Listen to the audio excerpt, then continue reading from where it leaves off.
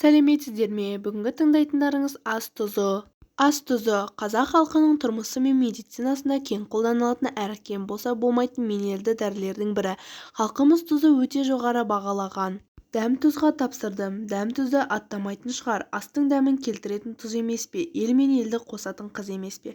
Тағы басқа көптеген тәмсіл сөздер бар. Ас тұзының емдік қасиеті мен қолдану әдісі. Бірінші, бастың тазына дене темірткесіне 10 грамм таза тұзды сірке суына араластырып жағады. Екіншісі, тіс қақсағанда 1-2 грамм таза тұзға аз мөлшерде меруерт талқанын қосып, оны сірке суға араластырып ауызды шайқау керек. Бұл тістің қан құртына, тістің босағанына, тістің үгітілуіне де пайдалы.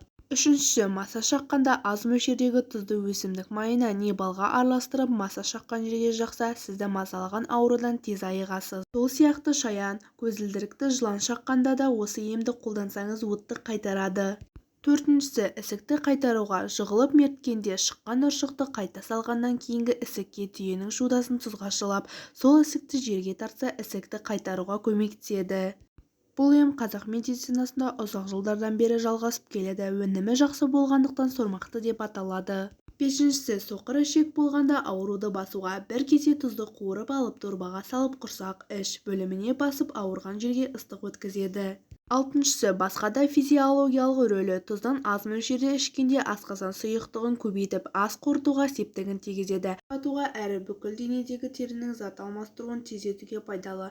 Көңіл бөлетін жағдайлар. Тұз адам денесіне қажетті болғанымен орта жастағылар мен қарттар, жүрек ауруы барлар мен қан тамырлары тосылғандар тұзды аз тұтынған жөн. Сіздердің тыңдағандарыңыз көрнекті дәрігер, медицина ғылымдарының кандидаты, құрмет орденінің иегері, ұлттық ғылым академиясының профессоры, шипалы емдеу орталығының директоры Қайрат Айдарханұлының еңбектерінен алынған пайдалы кеңестер.